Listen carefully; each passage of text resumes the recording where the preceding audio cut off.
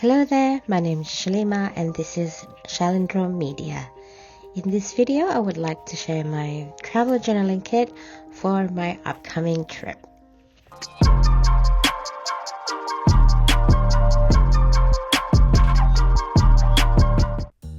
So I'm going away for a trip soon. I will be spending the first half in South Korea and the rest will be spent visiting family back in Indonesia. So I thought I would do an update and an upgraded version of my journaling kit from many years ago that I will also link in the description. So my pouch of choice is Maxxpedition EDC pocket. I found this while researching EDC. I got a clip on the front here. I forgot what this is from. I think this is by Endless Company. And this is a pin that I got from my last trip in Kurashiki, and inside I have a pouch of ephemeras and stickers. This is actually an ID card pouch that you can attach to a lanyard, but I found this really useful to keep small things. Okay, let's open her up. She's so chunky. Ta-da! One of my ideal requirements for an art toolkit pouch is to have everything displayed at a glance. I can see all my tools at once. I also have to have few compartments, and this is tick all the boxes. I really like it. Okay, let's start from this side. This is just an aluminium ruler there, and then there's a big back pocket here, and inside I have a few things.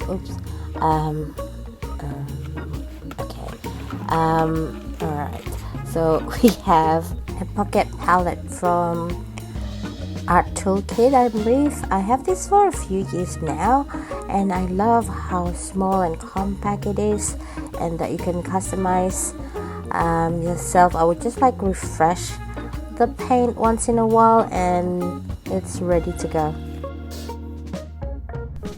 This is actually a repurposed breath freshener, and that I use as a mister. I love the size of this, and I think let's compare it. Okay, I think this is like almost the same size with the art toolkit.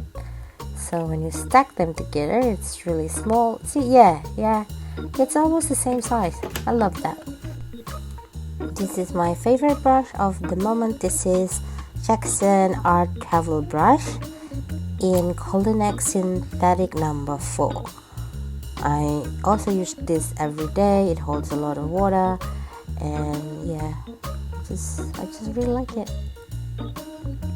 I have an Art Studio water brush for larger swatches of colors, and this is a flat synthetic brush.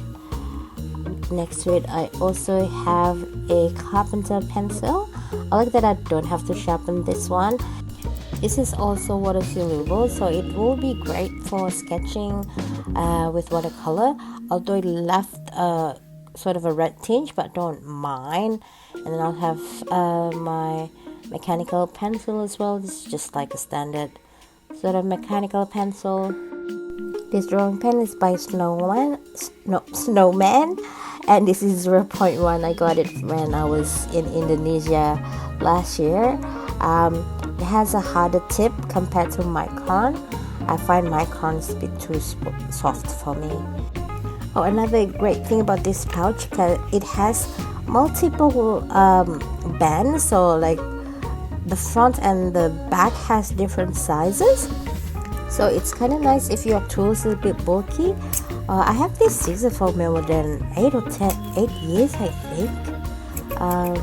And it's always sort of just past security for some reason. I think because it looks like a pen. Got it in Loft, I think, many years ago. Okay, let's go to this side. This is my newest fountain pen. I think I kind of been liking Kaweco again. I was disappointed with the nibs because Kaweco nibs sometimes not working as well as I wanted them to, but this is just perfect for me.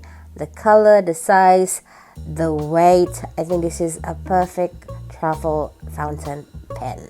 It's just too cute. I have this selection of brush pens. I usually like to write a title with them. And then this is from Zebra, and the other two is from Pentel. This is Pentel Fooded Touch sign pen, and the blue one is gray blue and the other one is pale brown. I really like this combo. And I have two gel pens. One is Sakura Jelly Roll and one is another Pentel, and this is a Pentel Matte Hop in red. I like to use the Jelly Roll for highlights in my watercolor, and the red is just for titles. This is a Fusen Mako washi tape holder. I got it because it's cute. I don't really need it. I just want it because it's cute. So basically you roll few selection of tapes and then you slot it inside, and then and there's a cutter on the side.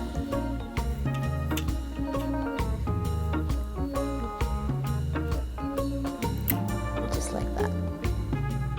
Usually I just have something like this, a selection of washi tapes roll around a piece of cardboard or business card or whatever. But since this is an upgraded version of my toolkit, I thought I would show you something different. I got this brush cleaner thing from Melbourne last time I went on a trip, and this mint box, I use it to store my eraser. This is a party eraser, and also I have a gum eraser, and I also use this as a makeshift water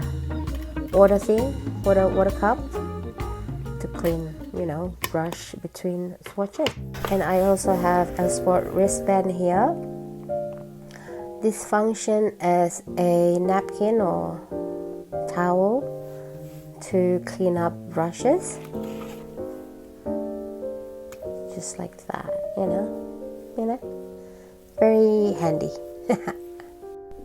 And that's it for what's inside my travel journaling kit. And now let's move on to my sketchbook. Okay, now for the start of the show, the journal itself. I've been loving the accordion format for a couple of my recent travel journals, which I posted as shorts in here and in my Instagram. Usually I have it as an insert in my traveler's notebook, so this is the first time I have an actual standalone sketchbook. It is from Etchr, an Australian company. This is an Etchr accordion journal. This has a 220 GSM, not pressed paper, so it feels pretty soft. It has a little bit of texture, but not too much, and the size is 9.5 by 14.5 centimeters. I like to customize and test out the paper first. I stained the top and bottom with sand pad to give a vintage look and create a sense of cohesion. My travel journaling style is a mix of urban sketching and scrapbooking, so it's everything in between and also a bit of junk journaling. If you're not too sure on what to put in your travel sketchbook or travel journal, it's a good idea to just put all your color swatches here to see on how your color will appear on the paper, because sometimes it could be really different. Like different papers give different results, so this is a good way to test it out. I hope you find this video useful, and I would love to know what's in your travel journaling kit as well. Please leave in the comments, and see you in the next video.